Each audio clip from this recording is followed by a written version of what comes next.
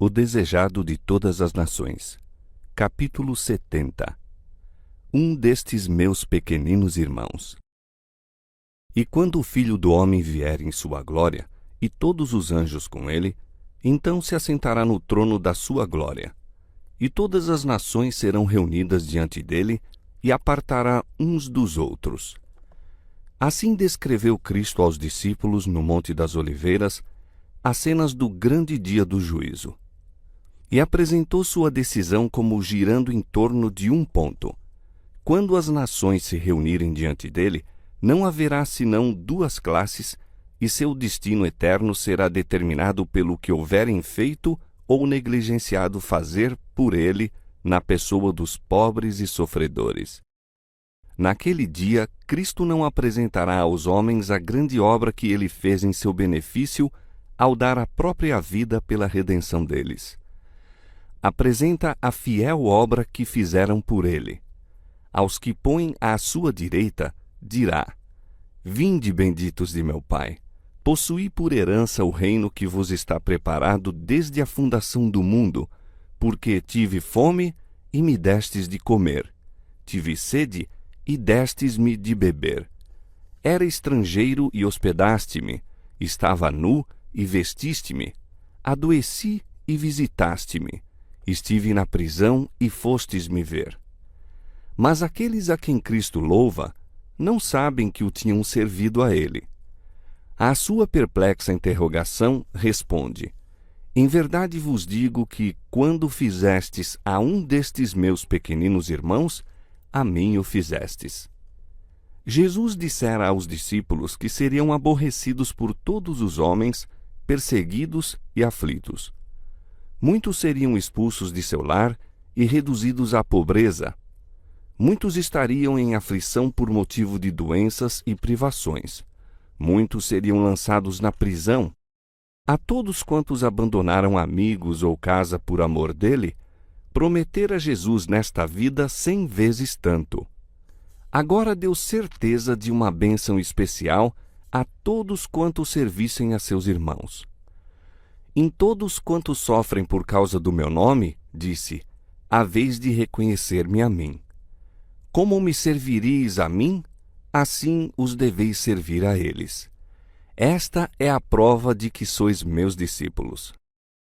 Todos quantos nasceram na família celestial são em sentido especial irmãos de nosso Senhor. O amor de Cristo liga os membros de sua família e onde quer que esse amor se manifeste, aí se revela a relação divina. Qualquer que ama é nascido de Deus e conhece a Deus. Aqueles que Cristo louva no juízo, talvez tenham conhecido pouco de teologia, mas nutriram seus princípios. Mediante a influência do Divino Espírito, foram uma bênção para os que o cercavam. Mesmo entre os gentios existem pessoas que têm cultivado o espírito de bondade. Antes de lhes haverem caído aos ouvidos as palavras da vida, acolheram com simpatia os missionários, servindo-os mesmo com perigo da própria vida. Há entre os gentios almas que servem a Deus ignorantemente, a quem a luz nunca foi levada por instrumentos humanos. Todavia não perecerão. Conquanto ignorantes da lei escrita de Deus, ouviram sua voz a falar-lhes por meio da natureza e fizeram aquilo que a lei requeria.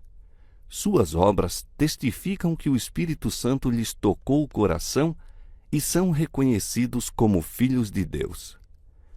Quão surpreendidos e jubilosos ficarão os humildes dentre as nações e dentre os pagãos de ouvir dos lábios do Salvador: Quando fizeste a um destes meus pequeninos, a mim o fizestes.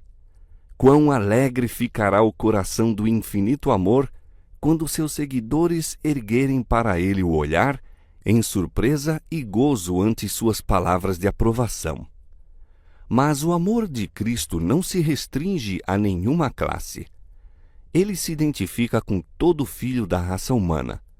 Para fazermos parte da família celestial, tornou-se membro da família humana. É o filho do homem e assim um irmão de todo filho e filha de Adão. Seus seguidores não se devem sentir separados do mundo que perece em seu redor. São uma parte da grande teia da humanidade. E o céu os considera irmãos dos pecadores da mesma maneira que dos santos. Os caídos, os errantes e os pecadores são todos envolvidos pelo amor de Cristo. E toda boa ação praticada para erguer uma alma caída, todo ato de misericórdia, é aceito como feito a Ele próprio. Os anjos celestiais são enviados para servir os que hão de herdar a salvação. Não sabemos agora quem são eles. Ainda não é manifesto quem vencerá e participará da herança dos santos na luz, mas anjos do céu estão atravessando a terra de alto a baixo, de lado a lado, buscando confortar os tristes, proteger os que estão em perigo, conquistar o coração dos homens para Cristo. Ninguém é negligenciado ou deixado à margem. Deus não faz acepção de pessoas e tem igual cuidado pelas almas que criou. Ao abrirdes a porta aos necessitados e sofredores de Cristo, estais acolhendo anjos invisíveis. Convidais a companhia de seres celestiais. Eles trazem uma sagrada atmosfera de alegria e paz. Vêm com louvores nos lábios e uma nota correspondente se ouve no céu. Todo ato de misericórdia promove música ali. O Pai, em seu trono, conta os abnegados obreiros entre os seus mais preciosos tesouros. Os que estão à esquerda de Cristo, os que o negligenciaram na pessoa dos pobres e sofredores, estavam inconscientes de sua culpa. Satanás os cegara. Não perceberam o que deviam a seus irmãos. Estiveram absorvidos consigo mesmos e não cuidaram das necessidades dos outros.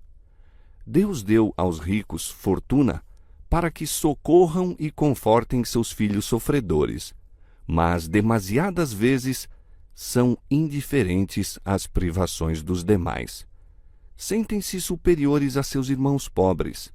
Não se colocam no lugar deles. Não compreendem suas tentações e lutas, e a misericórdia extingue-se-lhes no coração. Em custosas habitações e esplêndidas igrejas, os ricos excluem-se dos pobres e os meios dados por Deus para beneficiar os necessitados são gastos em ostentação, orgulho e egoísmo. Os pobres são diariamente roubados quanto à educação que deviam ter a respeito das ternas misericórdias de Deus, pois Ele tomou amplas providências para que fossem confortados com o indispensável à vida. São forçados a sofrer a pobreza que limita a existência, sendo muitas vezes tentados a ficar invejosos, ciumentos e cheios de ruins suspeitas. Os que não sofreram, por sua parte, a pressão das necessidades, frequentemente tratam os pobres com menosprezo, fazendo-lhes sentir que são considerados indigentes. Mas Cristo contempla tudo isso e diz: Fui eu que tive fome e sede, fui eu que andei como estrangeiro, fui eu o enfermo, eu que estive na prisão. Enquanto vos banqueteáveis em vossa lauta mesa, eu me achava faminto na choupana ou no desabrigo das ruas. Ao vos encontrardes à vontade em vossa luxuosa habitação, eu não tinha onde reclinar a cabeça. Quando apinháveis o guarda-roupa de ricos trajes, eu me achava destituído de tudo. Ao irdes em busca dos prazeres, eu definhava na prisão. Quando distribuístes a escassa provisão de pão ao pobre faminto, quando destes aquelas insuficientes roupas para o abrigar da cortante geada, lembrastes acaso que o estáveis dando ao Senhor da glória? Todos os dias de vossa vida, eu me achava perto de vós na pessoa desses aflitos, mas não me buscastes. Não vos tornastes meus companheiros, não vos conheço.